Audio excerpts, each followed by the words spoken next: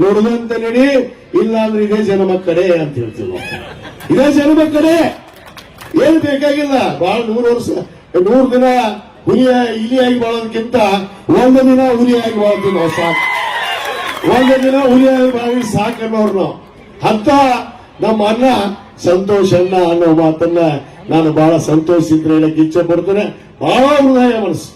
ಇವತ್ತು ಅವರು ಅನೇಕ ಬದಲಾವಣೆಗಳನ್ನ ಇವತ್ತು ತಂದಿದ್ದಾರೆ ಬಂಧುಗಳೇ. ಸ್ಮಾರ್ಟ್ ಕಾರ್ಡ್ ಅನ್ನ ಕೊಟ್ಟರು. ಇವತ್ತು ಸ್ಮಾರ್ಟ್ ಕಾರ್ಡ್ ಇದ್ದಿದ್ದಿಲ್ಲ.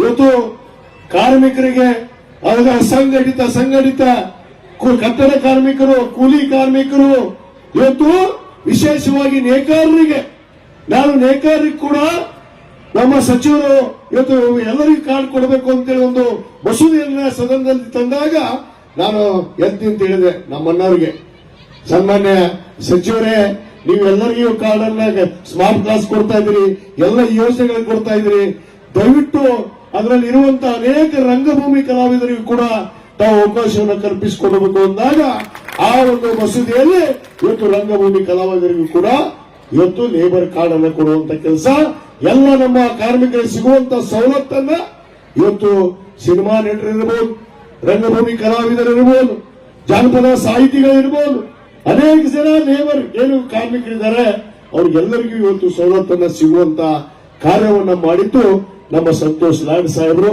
ಆದ ಕಾರಣ ಇವತ್ತೇನು ಅವ್ರಿಗೆ ಎಷ್ಟು ಕೋಟಿ ಆನಂದ ಧನ್ಯವಾದಗಳನ್ನ ಕಾರ್ಮಿಕರ ಪರವಾಗಿ ಹೇಳಿದ್ರು ಕೂಡ ಕಡಿಮೆ.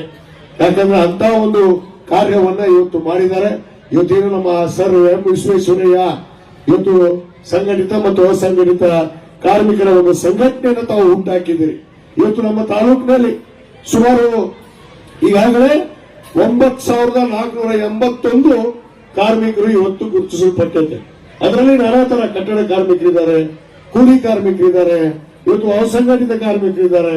ಅವ್ರಿಗೆಲ್ಲರಿಗೂ ನ್ಯಾಯವನ್ನು ಕೊಡಬೇಕು ಅಂತ ಹೇಳಿ ನಾನು ಈಗಾಗಲೇ ನೇಕಾರರಿಗೆ, ನಮ್ಮ ಇಳಕಲ್ಲಲ್ಲಿರುವಂತಹ ನೇಕಾರ ಬಂಧುಗಳಿಗೆ ನಾನು ಹೊಸ ಮಸೂದೆ ಪಾಸ್ ಆದ್ಮೇಲೆ ಸುಮಾರು 545 ಕಾರ್ಡ್ ಅನ್ನ ನಾನು ನೇಕಾರಿಗಾಗಿ ಇವತ್ತು ಕೊಡಿಸುವಂತ ಕೆಲಸ ಮಾಡಿದೀವಿ ನಾವು ಇಳಕಲ್ ನಗರದಲ್ಲಿ.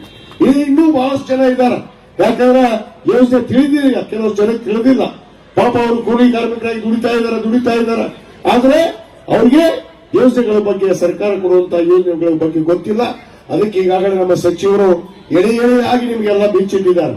ತಾವೆಲ್ಲರೂ ಇದನ್ನು ತಿಳಿಸಿ, ಯಾರು ಕಾರ್ಡ್ ಇಲ್ಲ, ಯಾರು ದುಡಿತಾರೆ ಅವ್ರಿಗೆ ನ್ಯಾಯವಾಗಿ ಸರ್ಕಾರದ ಸವಲತ್ತುಗಳು ಸಿಗಬೇಕು. ಆ ಸಿಗುವಂತ ಕೆಲಸ ತಾವೆಲ್ಲ ಮುಂದಿನ ದಿನಗಳಲ್ಲಿ ಮಾಡ್ತೀರಿ. ಮತ್ತು ಈಗಾಗಲೇ ಸಚಿವರು ಅನೇಕ ಮುದ್ದೆಗಳನ್ನ ಇವತ್ತು ಹೊಸದಾದ ಚಿಂತನೆಯನ್ನ ಮಾಡ್ತಾ ಇದ್ದಾರೆ. ಇನ್ನೂ 2.5 ವರ್ಷ ಅವರು ಸಚಿವರಾಗಿರ್ತಾರೆ. ಅವರು ಸಚಿವರಾಗಿರೋ ಜೊತೆಗೆ ಇನ್ನೂ ಅನೇಕ ಬದಲಾವಣೆಗಳನ್ನು ತರೋದಕ್ಕೆ ಅವರು ಖಂಡಿತವಾಗಿ ಮುಂದಾಗಿದ್ದಾರೆ. ಅದಕ್ಕೆ ಅವರಿಗೆ ನಮ್ಮೆಲ್ಲರ ಬೆಂಬಲ, ನಮ್ಮೆಲ್ಲರ ಶಕ್ತಿ ಅವ್ರ ಜೊತೆಗಿದೆ ಅನ್ನೋ ಮಾತನ್ನು ಕೂಡ ಈ ವೇದಿಕೆ ಪರವಾಗಿ ನಾನು ಹೇಳ್ತಾ, ಇವತ್ತು ಸಮಯ ಆಗಿದೆ ಬಂಧುಗಳೇ, ಹೆಚ್ಚಿಗೆ ಮಾತಾಡೋದಿಲ್ಲ ನಾನು. ಇನ್ನು ಬಹಳಷ್ಟು ಮಾತಾಡಿದ್ರೆ ಇನ್ನು ಬಹಳ ಆಗುತ್ತೆ. ನಮ್ಮ ದಣ್ಣೂರು ಒಂದಿಷ್ಟು ಮನವಿಗಳನ್ನು ಇಟ್ಟಾನ. ಇವತ್ತು ನಮ್ಮ ಅಧ್ಯಕ್ಷ ಈ ಬೇಡಿಕೆಗಳನ್ನ ಸಚಿವರಿಗೆ ಕೊಡಬೇಕಂದ್ರ ನೀವೇನ್ ಬೇಡಿಕೆ ಕೊಟ್ಟರು ನಮ್ಮ ಅಣ್ಣ ಇಲ್ಲ ಅನ್ನಂಗೆ ಇಲ್ಲ. ದೊಡ್ಡ ಹೃದಯ ಇತ್ತು ನಮ್ಮ ಅಣ್ಣಂದು. ಇಷ್ಟು ಚಟ್ಟ ನೋಡ್ರು, ಇಂಥ ಸಚಿವರು ಸಿಗಕ್ಕ ಪುಣ್ಯ ಮಾಡ್ರಿ ನಿಮ್ಮ ಇಲಾಖೆಗೆ. ಅದಕ್ಕೆ ಹೇಳ್ತೀನಿ ನಾನು. ಅದಕ್ಕೆ ಅವ್ರು ಒಂದು ಮಾತನ್ನು ಹೇಳಿದ್ರೆ, ಏನು ಇನ್ನೂ ಸ್ವಲ್ಪ ಗಟ್ಟಿ ಅದನ, ಇನ್ನೊಂದು ಮದುವೆ ಮಾಡೋಣ, ಕನ್ಯೆ ನೋಡೋಣ ಅಂದ್ರೆ ನನ್ನ ಮನೆ ಬಿಟ್ಟು ಹೊರಗೆ ಹಾಕ್ಸೋಕು ಬಂದಾರ. ಇದು ಗ್ಯಾರಂಟಿ ಆಗೈತೆ ನಮ್ಗೆ. ಯಾಕಂದ್ರೆ ಸ್ವಲ್ಪ ಹಂಗೂ ನಾವು ಏನೋ ಸಣ್ಣ ಪುಟ್ಟ ತಪ್ಪು ಮಾಡಿದ್ರು ಅನ್ಕೊಂಡು ಹೊಂಟಿವಿ. ಮತ್ತೆ ನೀವು ವೇದಿಕೆ ಮೇಲೆ ಇನ್ನೊಂದು ಮದುವೆ ಅಂದ್ರೆ ನಾನು ಹೆಂಡತಿ ಇವತ್ತು ಬಾಗಿಲನ್ನ ಹಾಕ್ತಾರೆ. ಇದು ಮಾಡೋದು ಬೇಡ. ಯಾಕಂದ್ರೆ ನಿಮ್ ತಂಗಿ ಸ್ವಲ್ಪ ಹೊಂದಾಣಿಕೆ ಆಗ್ಯಾರಪ್ಪ ಎಲ್ಲ ಸ್ವಲ್ಪ ದಯವಿಟ್ಟು ನಮ್ಮನ್ನು ಕೇಳ್ಬಿಟ್ಟಿದೆ. ಸಂತೋಷವಾಗಿದೆ.